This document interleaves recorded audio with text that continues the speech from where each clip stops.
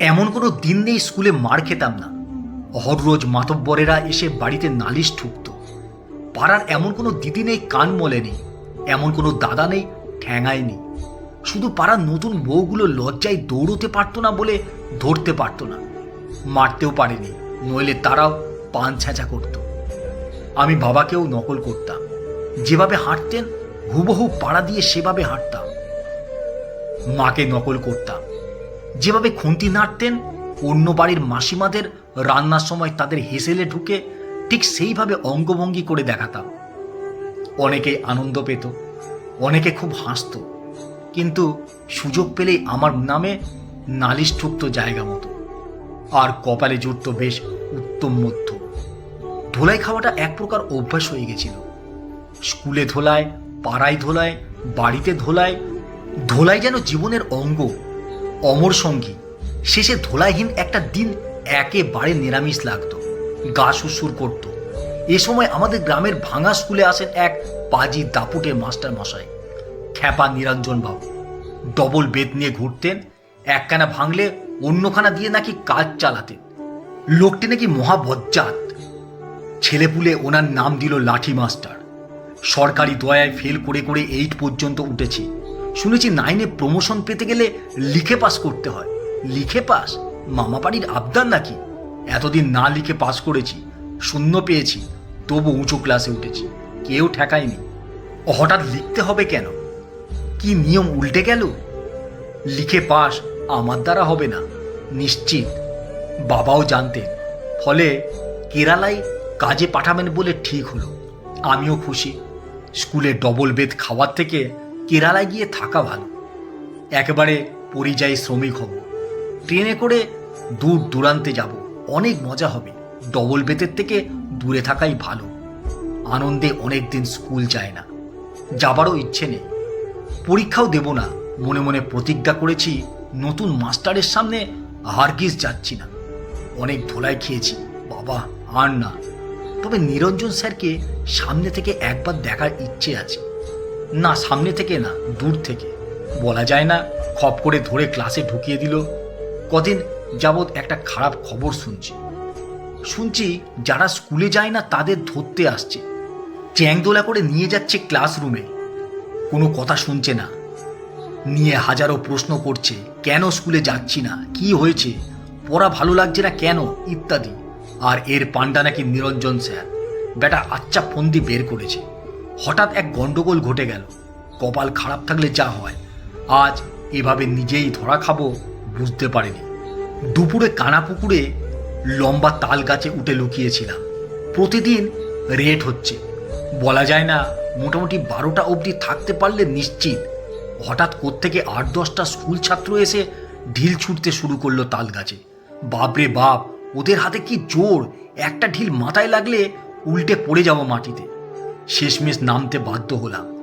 যেই নেবেছি অমনি চ্যাংদোলা করে নিয়ে তো সোজা একেবারে নতুন মাস্টারমশাই নিরঞ্জন বাবুর সামনে, ডবল বেতের সামনে, একেবারে ডবল ধামাকা।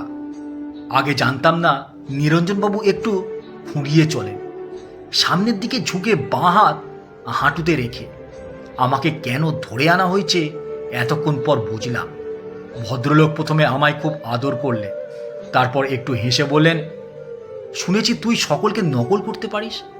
আমি খোঁড়া মানুষ, আমার হাঁটাটা নকল করতো দেখি। বলেই তিনি 3 পা হেঁটে দেখালেন। স্যারের সামনে স্যারের খুঁড়িয়ে চলা নকল করে দেখাবো, এটা সাহস আমার নেই। তাছাড়া আগে কোনোদিন ওনাকে দেখিনি। মন মেজাজ কেমন জানি না, যা চেহারা দেখছি রেগে একখান ঘুষি চালালে অক্কা পেয়ে যাব।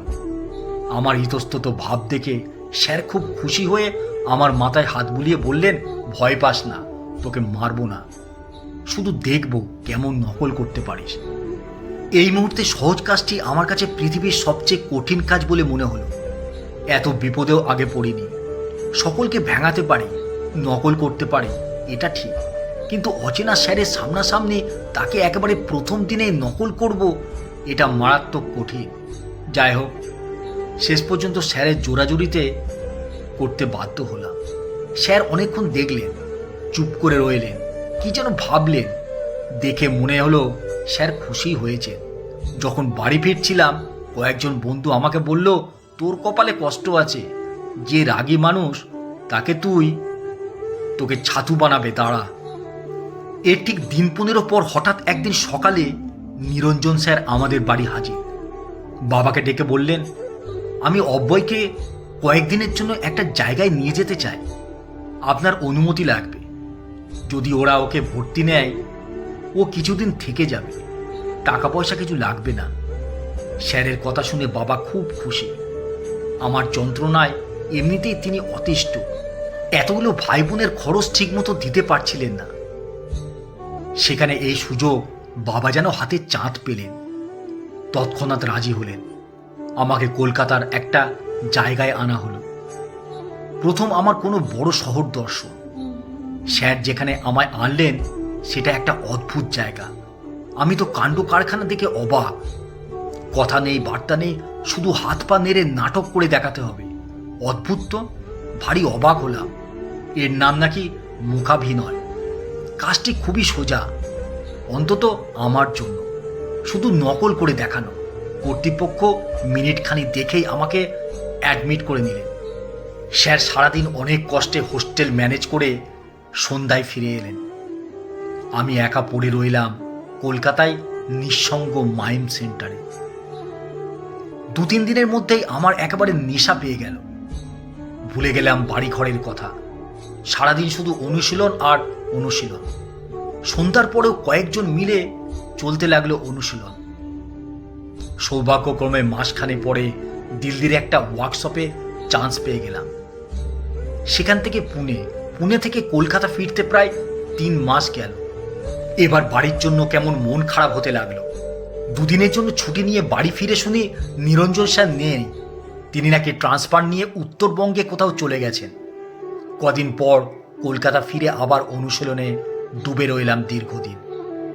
মাঝখানে ভুলেই গেছিলাম স্যারের কথা। যেদিন কোর্স শেষ হলো সেদিনই প্রথম জানতে পারি স্যার তার নিজের টাকায় আমাকে এখানে ভর্তি করেছিলেন। এই 1 বছরের হোস্টেলের খরচ, থাকা খাওয়ার সমস্ত ব্যয়ভার বহন করেছিলেন তিনি। এখন আমি নামকরা মাইম আর্টিস্ট। লোকে হাজার হাজার টাকার টিকিট কেটে আমার শো দেখে, তারিফ করে। রোজ গালি খাওয়া, লাথি ঝাঁটা খাওয়া ছেলেটা আজ মাথা উঁচু করে দাঁড়িয়েছে। না, নিরঞ্জন স্যারের সঙ্গে আর দেখা হয়নি। ধূমকেতুর মতো আমার জীবনে উদয় হয়ে আবার মিলিয়ে গেছেন চিরতরে। শুধু রেখে গেছেন আলোর ছটা। আজও আমার 2 চোখ খোঁজে তাকে। প্রতিটা স্টেজে হাজার দর্শকের মাঝে তাকে খুঁজে। প্রতিদিন স্বপ্ন দেখি, খুশি হয়ে দৌড়ে এসে জড়িয়ে ধরেছেন স্যার আমায়। বলছেন, সাবাস সাবাস বেটা, এই তো পেরেছ, দেখলে তো চেষ্টা করলে কি না হয়, এগিয়ে চলো এগিয়ে চলো। স্যার, আমি আপনাকে খুঁজে বের করবই। যতদিন বাঁচব আমার 2 চোখ খুঁজবে আপনাকে। জল ভরা 2টি চোখ শুধু আপনাকেই যে দেখতে চায়।